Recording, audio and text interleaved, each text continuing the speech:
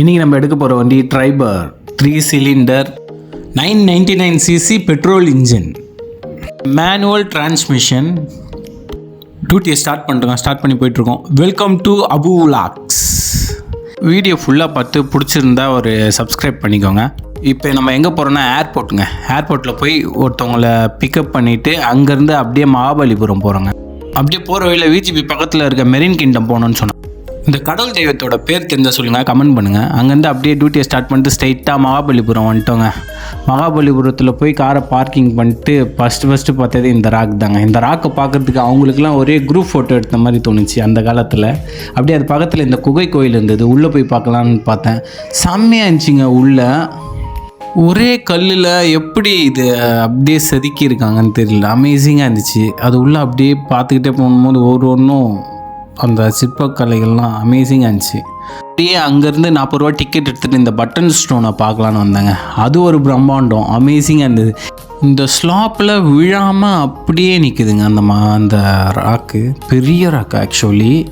அது எப்படி நிற்குதுன்னு அப்படியே கிட்ட போய் பார்த்தேன். பார்க்குறதுக்கே எவ்வளோ பிரம்மாண்டமாக இருந்துச்சு அந்த ராக்கு. அப்படியே நானும் சுற்றி பார்க்குறேன், அதுக்கு எதனா சப்போர்ட் எதுனா இருக்கான்னு.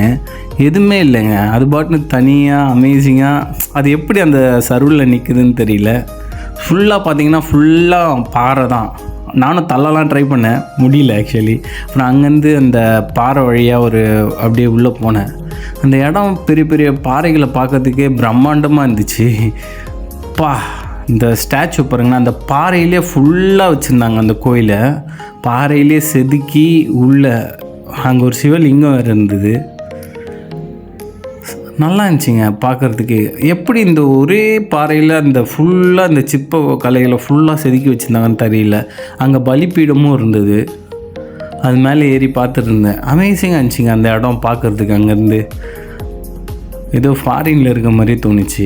அப்புறம் அங்கே ஒரு யானையோட ஸ்டாச்சு பார்த்தேங்க. அதுவும் சூப்பராக இருந்துச்சு. கிட்டத்தட்ட ஒரு யானையோட கண்ணிலேருந்து அந்த வாய், தந்தம் எல்லாமே அக்யூரேட்டாக அப்படியே செதுக்கியிருந்தாங்க. ஏதோ நம்ம லேசரில் செதுக்கின மாதிரியே இருந்துச்சு பார்க்குறதுக்கு.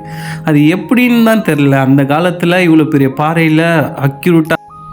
அது பக்கத்துலேயே ஒரு கோயில் ஒன்று இருந்தது, பிள்ளையார் கோயில். அதுவும் அதே மாதிரி தாங்க, சிங்கிள் ஸ்டோன். அப்புறம் அது பக்கத்தில் திரும்ப இன்னொரு கோயில் இருந்தது. அது உள்ளே இருக்க ஸ்டாச்சூஸ்லாம் அமேசிங்காக இருந்துச்சு. ஒரு ஸ்டாச்சுவும் ஒரு ரகமாக இருந்துச்சு. அந்த காலத்தில் எப்படி இப்படியெல்லாம் செதுக்கியிருக்காங்கன்னே தெரியலங்க, அமேசிங்காக இருந்துச்சு. அதெல்லாம் பார்த்துட்டு அது பக்கத்துலேயே ஒரு ஸ்டெப்ஸ் இருந்தது, அது மேலே ஏறி போனேன். வழக்கமாக எல்லோரும் போகிற வழி இல்லாமல் தனியாக மேலே அந்த பாதை வழியாகவே ஏறி போனேன். அங்கேருந்து பார்க்க லைட் ஹவுஸ்லாம் தெரிஞ்சுது. அந்த விஷுவலாம் அமேசிங்காக இருந்துச்சு. அதுக்கப்புறம் அப்படியே அந்த பாறை மேலேருந்து இறங்கி அப்படியே நடந்து போயிட்டு இருந்தாங்க. பெரிய போகிற வழி ஃபுல்லாகவே இந்த மாதிரி பாறையில் படிக்கட்டு செதுக்கி வச்சுருந்தாங்க. அதுக்கு மேலே பசங்களாம் நின்று ஃபோட்டோ எடுத்திருந்தாங்க. கொஞ்சம் ரிஸ்கியான பிளேஸ். இது ஒரு கோயில்னு நினைக்கிறேன். இதோட தூண் ஸ்ட்ரக்சரே வித்தியாசமாக இருந்துச்சு. பக்கத்துலேயே அந்த ஸ்டேரோட படிக்கட்டோட பாறையிலே செதுக்கின படிக்கட்டு. அந்த பிளேஸ் அமேசிங்காக இருந்துச்சு. யாருமே இல்லை கொஞ்சம். அதை அப்படியே பார்த்துட்டு லைட் ஹவுஸ் கிட்டே வந்துட்டேங்க. லைட் ஹவுஸ் சூப்பராக இருந்துச்சுங்க அந்த பிளேஸும். நான் போன டைமுக்கு ஆக்சுவலி லைட் ஹவுஸ் மேலே ஏறதுக்கு 10 ரூபா டிக்கெட்டு. அதை வாங்கிட்டு ஏற ஆரம்பிச்சிட்டேன். படிக்கட்டு ஒரு ஆள் ஏறுற மாதிரி தான் இருக்கும், இப்படி தான் இருக்கும் படிக்கட்டு. அப்படியே ஒரு ஆள் ஏறுற மாதிரி தான் இருக்கும். மேலே போனதும் இன்னும் டேப்பர் ஆகிடும். பார்த்தீங்கனாலே தெரியும், கீழேருந்து இப்படி ஏறுற மாதிரி இருக்கும். இப்படியே மேலே போனீங்கன்னா அந்த லைட்டோட இதெல்லாம் இருந்துச்சு, மிஷினரிஸ்லாம். அப்புறம் வெளியில் வந்து வியூ பார்க்க ஆரம்பித்தேன். அமேசிங்காக இருந்துச்சுங்க. லைட் ஹவுஸ் மேலேருந்து அந்த மொத்த மகாபலிபுரத்தையும் பார்க்குறதுக்கு செம்மையாக இருந்துச்சு. ஒரு ரவுண்ட் அடித்தேன். அப்படியே இந்த சைடு கடல், இந்த சைடு வந்து சிட்டி, அதுக்கு நடுவில் இந்த க்ரீனரிஸ் செம்மையாக இருந்துச்சுங்க. இந்த டைமுக்கு நான் அங்கேருந்து லைட் ஹவுஸ் மேலே சுற்றி பார்க்குறதுக்கு அமேசிங்காக இருந்துச்சு. அது எல்லாத்தையும் பார்த்துட்டு அப்புறம் அதெல்லாம் பார்த்துட்டு அப்படியே கீழே இறங்கிட்டாங்க. அப்புறம் இன்னொரு கோயில். அப்புறம் நம்ம ஏற்கனவே வாங்கின டிக்கெட்லேயே சீல் அடிச்சு கொடுத்துருவாங்க இந்த பஞ்சமுகி ஸ்டோன்ஸை பார்க்குறதுக்கு. அது ஒரு பிரம்மாண்டங்க, செம்மையாக இருந்துச்சு. ஒன்று ஸ்டாச்சுவும் பார்க்குறதுக்கு. திரௌபதி ரதா. அதுக்கப்புறம் அந்த திரௌபதி ரதா தாண்டினதும் ஒரு யானை ஸ்டாச்சு. அதை தாண்டினதும் நகுலா சகாதேவ ரதான்னு ஒன்று. அதுக்கப்புறம் அர்ஜுன ரதா, அப்புறம் தர்ம ரதா. இந்த தர்மரதா தாங்க ரொம்ப பெருசு.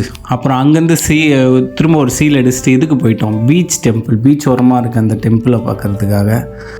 சுற்றி அந்த பீச்சுங்களுக்கு நடுவில் அந்த பீச்சோட அலை சவுண்டோட அங்கே அந்த டெம்பிளை பார்க்குறதுக்கு அது ஒரு தனி பீஸ்ஃபுல்லான டெம்பிள். போன தடவை நைட்டில் வந்திருந்தேன் இங்கே, செம்ம அமேசிங்காக இருந்துச்சு பகலில் பார்க்குறதுக்கு. அப்படியே அங்கேருந்து கிளம்பிட்டோம். அப்படியே இருட்டும் செஞ்சிடுச்சு. எல்லாத்தையும் பார்த்துட்டு மகாபலிபுரத்துக்கு ஒரு டாட்டா சொல்லிட்டு அங்கேருந்து கிளம்பிட்டோங்க. கஸ்டமரை கூப்பிட்டு வந்து ட்ராப் பண்ணிவிட்டு வண்டி எடுத்துகிட்டு போய் எடுத்த இடத்துலேயே விட்டுறதுக்கு வந்துட்டேங்க. டூட்டியை முடிச்சுட்டு கிளம்பிட்டேன். Tata bye bye, take care. நான் உங்கள் அபு.